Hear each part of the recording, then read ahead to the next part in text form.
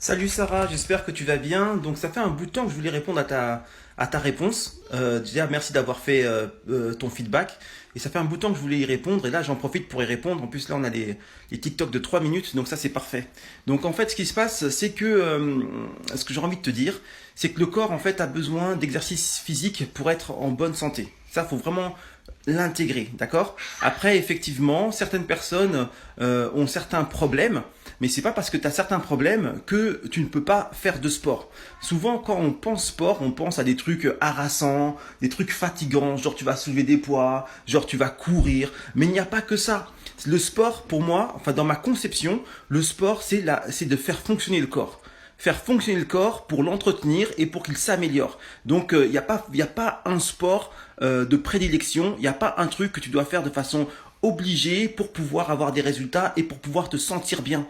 Mais pour ça, ça demande une expertise.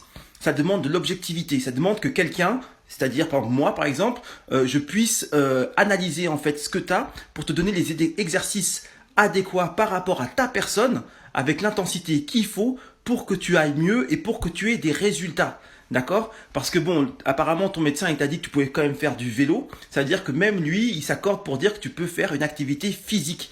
Maintenant, le vélo n'est pas forcément une activité physique adaptée parce que quand tu fais du vélo, tu vois, tu fais fonctionner que tes jambes et tu n'es pas fait que avec des jambes. Donc il faut être plus subtil que ça et aller chercher plus loin, surtout si tu veux avoir des résultats. Parce que je pense pas que tu sois en mesure de pouvoir faire du vélo tous les jours. Et si tu en fais tous les jours, tu vas avoir des soucis de santé par usure. D'accord? Donc, moi, j'ai envie de te dire, il faut que tu aies une expertise. Ça veut dire que si tu as envie réellement de perdre du poids et avoir des résultats, eh ben, si toi, tu n'es pas en mesure de te fournir les éléments nécessaires à la réussite de ton objectif, fais appel à un professionnel. Fais appel à quelqu'un qui, tous les jours, coach des gens et qui a des résultats. D'accord? Et puis là, après, une fois que tu auras fait ça, là, peut-être éventuellement, tu pourras dire oui, je peux pas ou je ne sais quoi. Même le généraliste, c'est pas un spécialiste du sport. Le généraliste, c'est un généraliste. D'accord? Parfois, il peut même être amené à dire des énormités parce que c'est pas son domaine. Il n'est pas pointu, c'est pas un spécialiste.